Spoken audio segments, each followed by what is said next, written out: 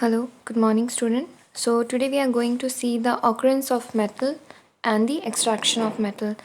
The previous thing we have learned in the previous video, from here we are going to start with the occurrence of metal.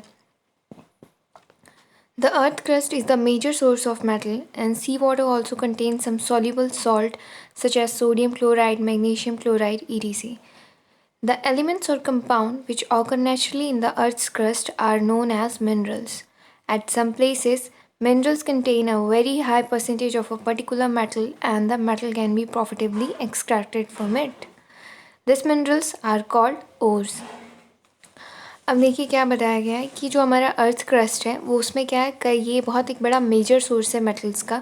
इसके साथ साथ अगर हम सी water की बात करें तो सी वाटर में जो है उसमें भी कई तरह के सॉल्युबल सॉल्ट्स हैं, जैसे कि सोडियम क्लोराइड है, मैग्नीशियम क्लोराइड है, ईडीसी। तो इस तरह के कई सारे सॉल्ट्स जो हैं सी वाटर में भी प्रेजेंट है।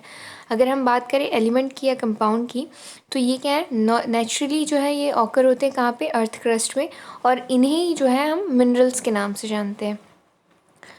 अब देखिए आगे, एट सम प्लेसेस जो है कि मिनरल्स जो है कई तरह पे बहुत हाई परसेंटेज पे है, जो एक पर्टिकुलर मेटल है कहीं जगह पे एक प्रॉफिटेबली एक्सट्रैक्ट किया जा रहा है, मतलब कहीं किसी चीज़ में बहुत ज़्यादा है किसी में बहुत कम है, तो उसमें से क्या किया जा रहा है, एक्सट्रैक्ट यानी निकाला जा रहा है, तो उसे हम कहते हैं मिनरल्स। और इसी मिनरल्स को ओर्स भी कहा जाता है।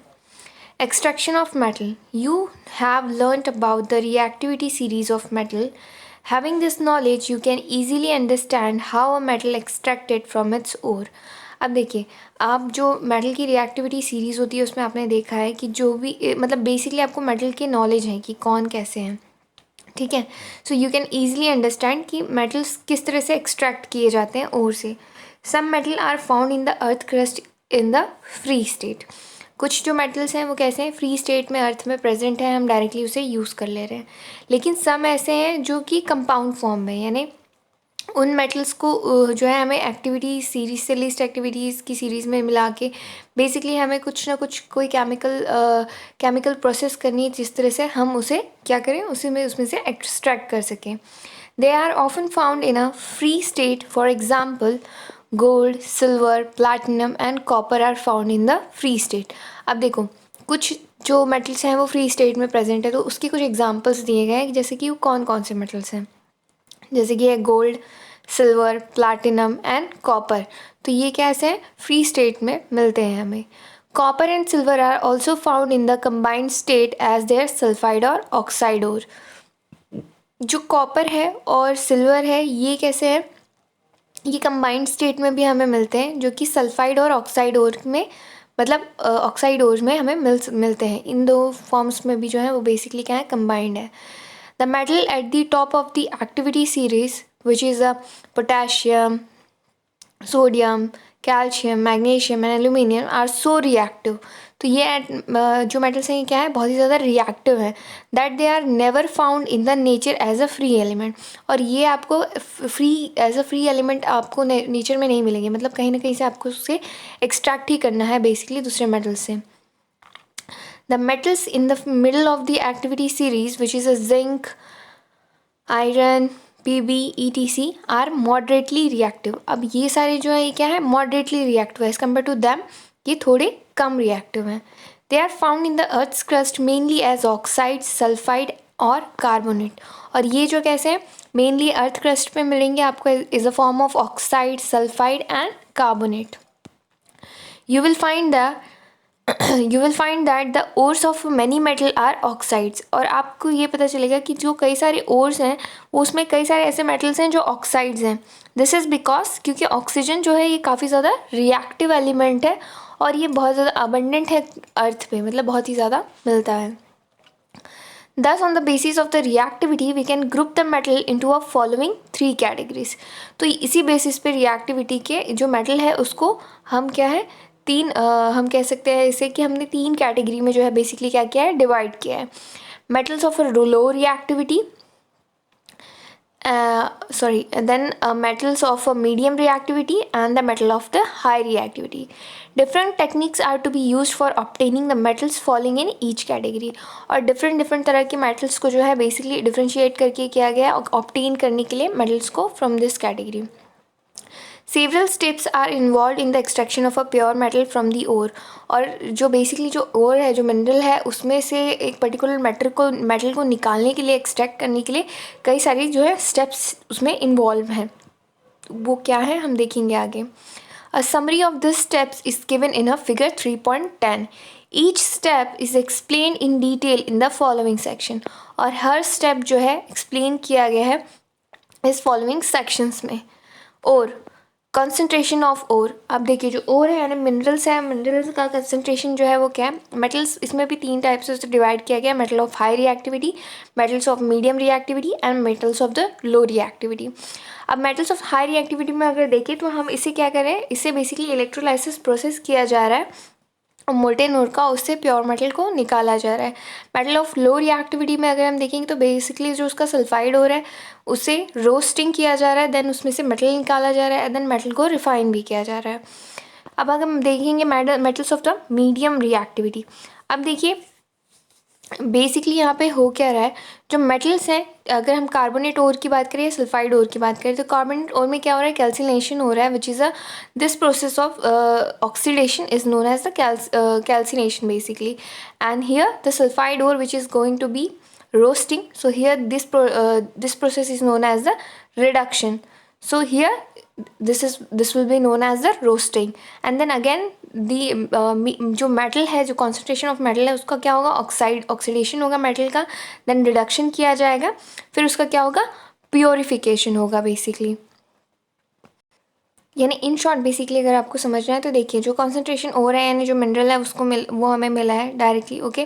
देन उसका क्या हो रहा है, हम उसके ऑक्सीडेशन कर रहे हैं, देन रिडक्शन हो रहा है, फिर उसका प्योर मेटल जो फॉर्म मिल रहा है हमें प्योरिफिकेशन में एज अ मेटल मिल रहा है। Now we see the enrichment of ores. Ore mined from the earth are usually contaminated with a large amount of impurities such as soil, sand, etc. अब देखिए जो ओर की बात करें, ओर का मतलब क्या है, मिनरल। अगर हम बात करें मिनरल की तो जो हमें अर्थ क्रस्ट से मिलता है इसमें क्या होता है, कई तरह की कंटामिनेटेड इम्प्योरिटीज़ होती है जो कि काफ़ी ज़्यादा लार्ज अमाउंट में होती है, जिसमें सॉइल है, सैंड है और भी कई तरह की चीज़ें होती हैं। तो इस जो हम इम्प्योरिटी की बात करें हम इसे क्या कहते हैं, गैंग कहते हैं। The impurities must be removed from the ore prior to the extraction of the metal. अब जो भी impurity है वो क्या है, वो remove करनी है हमें पहले, किसने, मेटल से extract करनी है। The process used for removing the gangue from the ore are based on the differences between the physical और chemical property of the gangue and the ore. अब जो भी हम इसमें जो है कई तरह की डिफरेंट प्रोसेस जो है यूज़ की जाती है गैंग को अलग करने के लिए मेटल पे, जो कि डिफरेंट होती है। ये बेस्ड ऑन होती है, या फिर हम कह सकते हैं कि उसके डिफरेंसेस पे बेस्ड होती है कि फिजिकल और केमिकल प्रॉपर्टी क्या है उस गैंग की और ओर की। Different separation techniques are accordingly employed, और उसी तरह से क्या है बेसिकली हम डिफरेंट तरह की टेक्निक्स जो है वो एम्प्लॉय करते हैं और अकॉर्डिंगली हम उसे यूज़ करते हैं। Extracting metal low in the activity series. अब देखिए अब जो मेटल है किस तरह से एक्सट्रैक्ट किया जा रहा है वो हम देखेंगे यहाँ पे। Metal low in the activity series are very unreactive. The oxide of this metal can be reduced to the metal by heating alone. For example, cinnabar is an HgS is an ore of mercury. अब देखिए जो metal है ये लो activity series का है जो कि काफ़ी ज़्यादा हम कह सकते हैं अनरिएक्टिव है। तो यहाँ पे क्या हो रहा है, ऑक्साइड्स जो है मेटल की ये रिड्यूस्ड होंगे और मेटल को हीटिंग ही सिर्फ हीट कर देने से। जैसे कि फॉर एग्जांपल लिया गया है यहाँ पे सिनेबार जो मिनरल है इससे क्या हम निकालते हैं, मर्क्यूरी निकालते हैं। तो when it is heated in the air it is first converted in the mercuric oxide and then it reduce to the mercury on the further heating. अब देखिए यहाँ पे जो यहाँ पे केमिकल रिएक्शन बताया गया है, यहाँ पे पहले क्या लिया गया है, यहाँ पे पहले सिनेबार लिया गया, उसके साथ उसका ऑक्सीडेशन हो रहा है, then it's forming a mercury oxide and जो उसका then again we are heating it, then we are getting a pure form of the mercury and oxygen is going to be liberated in the form of gas. Similarly copper के साथ भी वही चीज़ हो रही है और उसे ही इस तरह से नेचर से ऑब्टेन किया जा रहा है। Again Extracting metal in the middle of the activity series. The metal in the middle of the activity series such as iron, zinc, lead, copper are moderately reactive. अब देखिए, अब इसमें जो एक्सट्रैक्टिंग मेटल की बात करें middle of the activity series, मतलब जो थोड़ा ज़्यादा है, मिडल है रिएक्टिविटी में उस हिसाब से, तो यहाँ पे देखिए बताया गया आयरन, जिंक और लेड के बारे में। तो ये कॉपर, ये सारी क्या है, मॉडरेटली रिएक्टिव है। These are usually present as a sulfide और carbonate in the nature। और ये क्या है, यूजुअली प्रेजेंट है एज अ सल्फाइड और कार्बोनेट की फॉर्म में नेचर में। It is easier to obtain a metal from its oxide. और ये जो है ईजी है मेटल को ऑब्टेन करने के लिए उसके ऑक्साइड से, as compare to the sulphide and the carbonates. Therefore, prior to the reduction, the metal sulfide and carbonate must be converted into a metal oxide, and then sulfide ore are converted into oxide by heating strongly in the presence of excess air. This process is known as the roasting. The carbonate ore are changed into oxides by heating strongly in the limited air, and this process is known as calcination. देखिए, basically I'm gonna repeat again these sentences. Please have listened it very carefully. Prior to the reduction, देखिए, the metal sulfide and carbonate must be converted into metal oxide. यानी it is easier to obtain a metal from its oxide as compared to sulfide and the carbonates. Therefore, prior to the reduction, the metal sulfide and carbonate must be converted into metal oxide. The sulfide ore are converted into oxide by heating strongly in the presence of excess air. यानी sulfide ore जो है वो convert होगा oxide में जब हम उसे strongly heat करेंगे in the presence of excess air. तो ये प्रोसेस क्या कहलाएगी, roasting. The carbonate ore are change into oxide by heating strongly in a limited air. तो ये क्या कहलाएगी, कैल्सिनेशन। यानी बेसिकली रोस्टिंग में एक्सेस एयर लग रही थी और कैल्सिनेशन में आपको क्या है, लिमिटेड एयर की ही ज़रूरत है। बाय स्ट्रांगली हीटिंग क्या है, वो हमें calcination process करवाएगी। The chemical reaction that takes place during the roasting and the calcination of zinc ore can be shown as follow।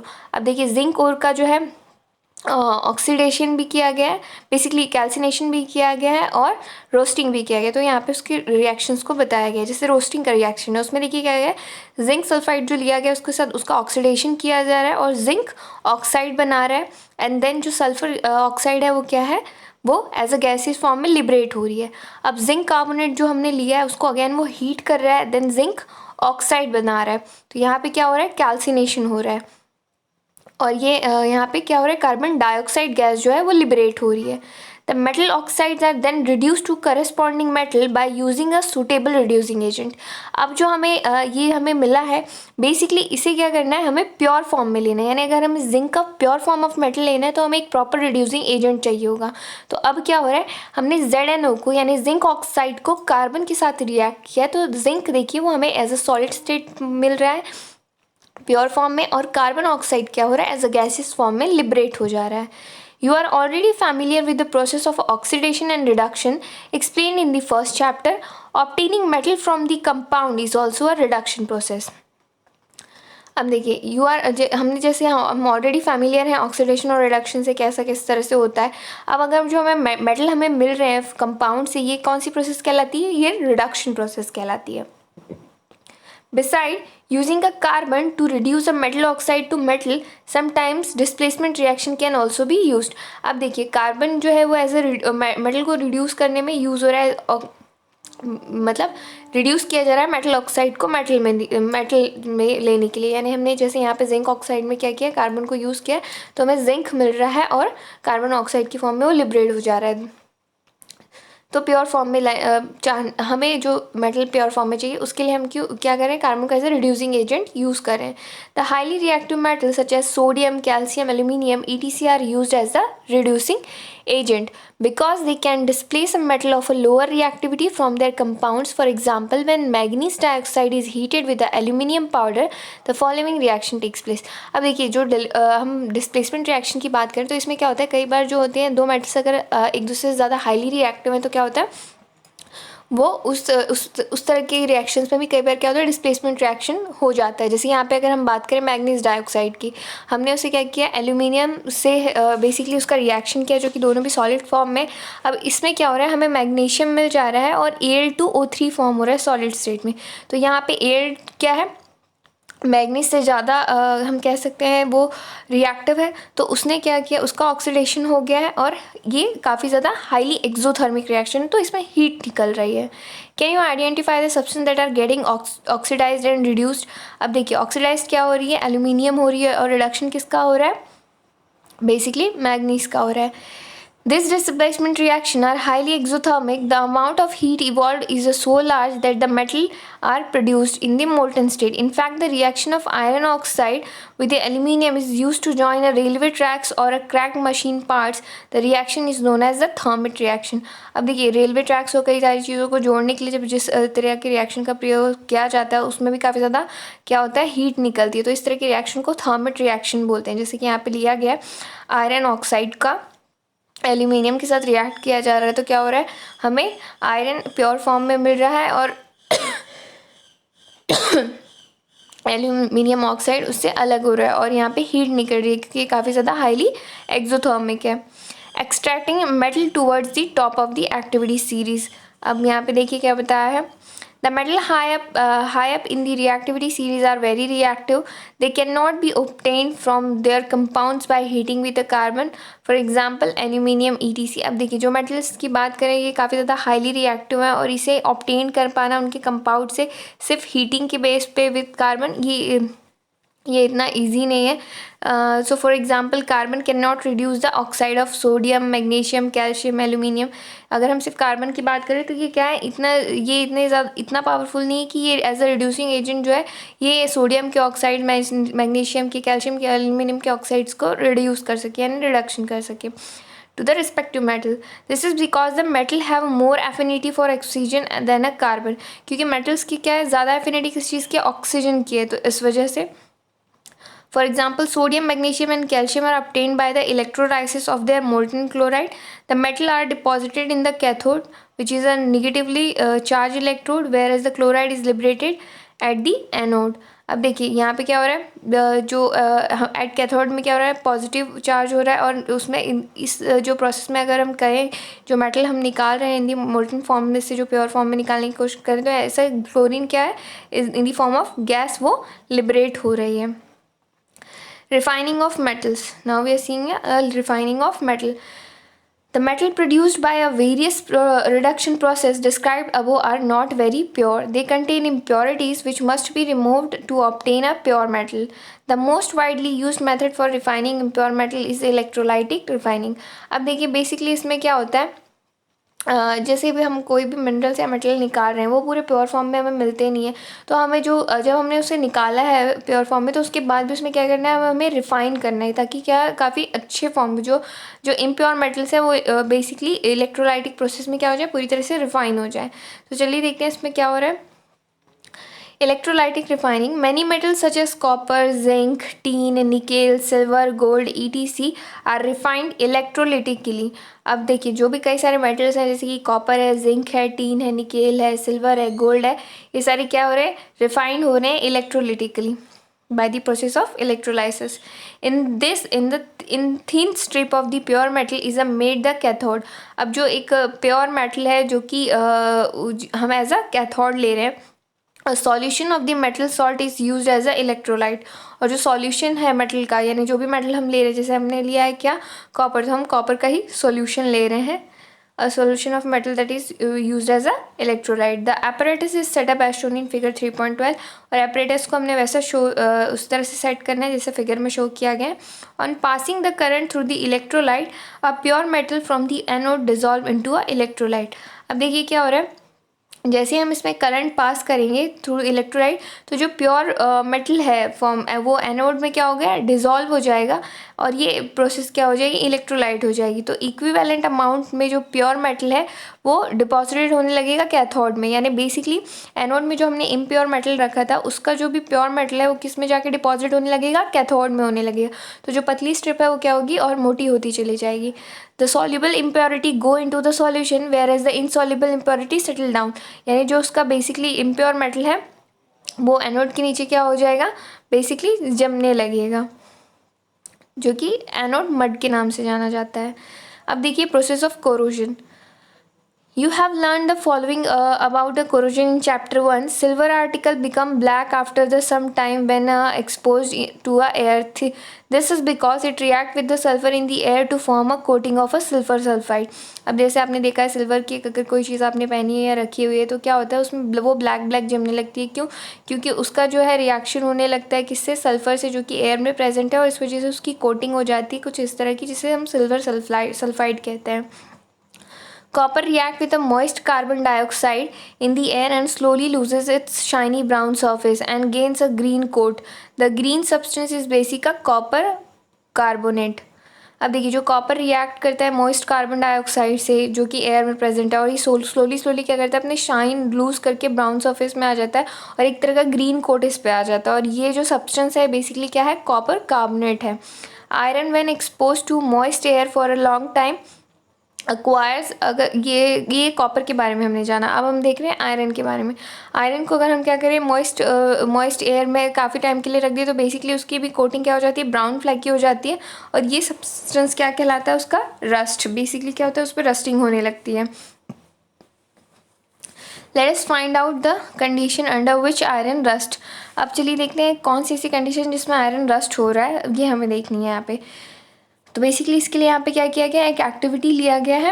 अब चलिए देखते हैं एक्टिविटी में क्या है। Take 3 test tubes and place clean iron nails in each of them, यानी 3 test tube लिया है हमने और उसमें 3 आयरन नेल्स को क्या किया है, हमने डाल दिया है। Label this test tubes as A, B and C।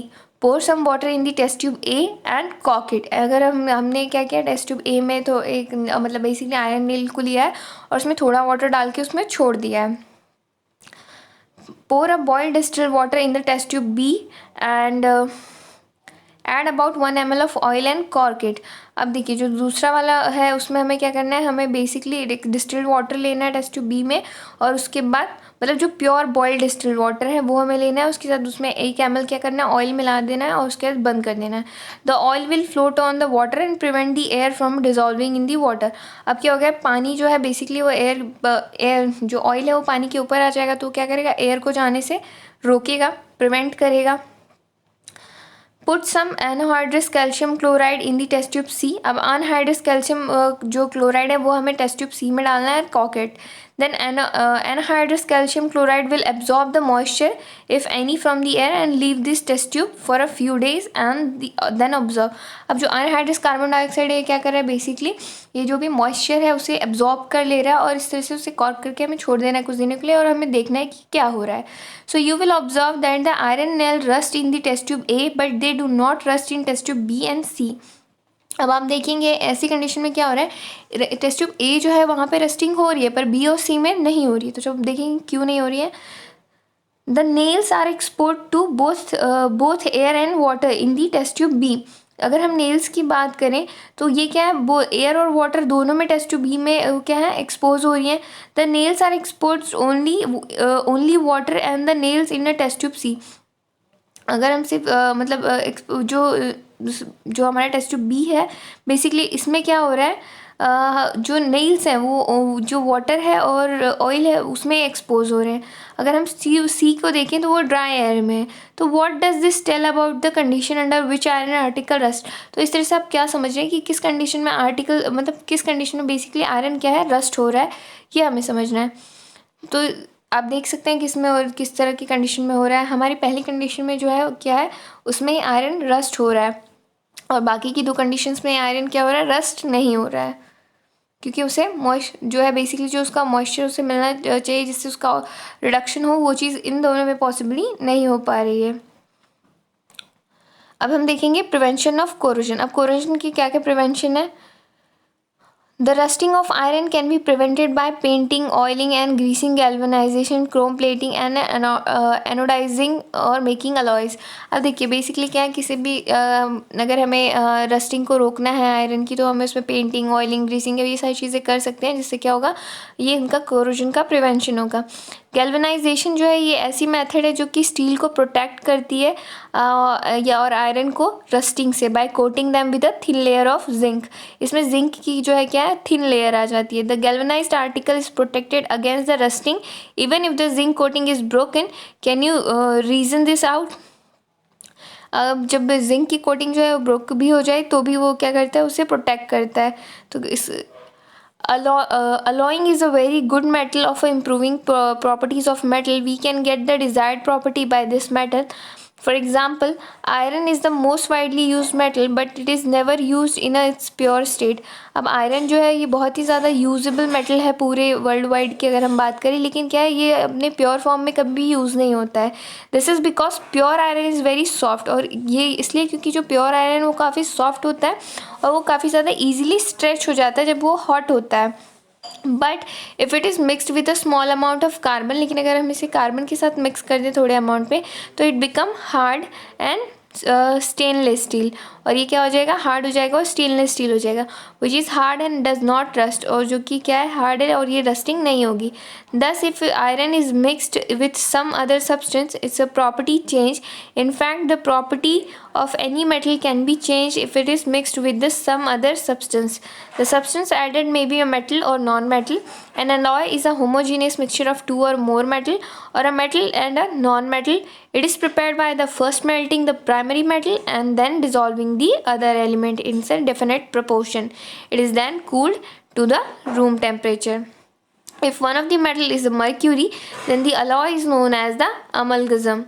The electrical conductivity and the melting point of an alloy is less than that of a pure metal. अब जो alloy की बात करें तो इसका जो कंडक्टिविटी होती है, जो melting point है इस alloy की, उसके प्योर मेटल से क्या होगी, कम होगी। For example, brass an alloy of a copper and zinc and bronze are alloy of a copper. देखिए ब्रास जो है किसका alloy है, कॉपर एंड जिंक का। अगर हम ब्रॉन्ज की बात करें तो ये alloy है कॉपर एंड टीन के। Are not good conductor of electricity, और ये क्या है, गुड कंडक्टर ऑफ इलेक्ट्रिसिटी नहीं है। वेरएज कॉपर जो है ये इलेक्ट्रिकल सर्किट्स बनाने के लिए काफ़ी ज़्यादा यूज़ हो जाता है, सोल्डर्स के लिए। N alloy of a lead and the tin, मतलब पीबी और एसएन, जो टीन है और लीड है इसके लिए, इसका सोल्डर के लिए यूज़ हो जाता है। And has a low melting point, इसका मेल्टिंग पॉइंट क्या है, काफ़ी लो है। And it is use for welding electrical wire together, और ये जो भी इलेक्ट्रिकल वायर्स हैं उनकी वेल्डिंग के लिए जो है ये यूज़ होता है। आई होप ये चैप्टर आपको समझ में आ गया है। In case if you have any doubt regarding this, you can ask me any time. Thank you for the day.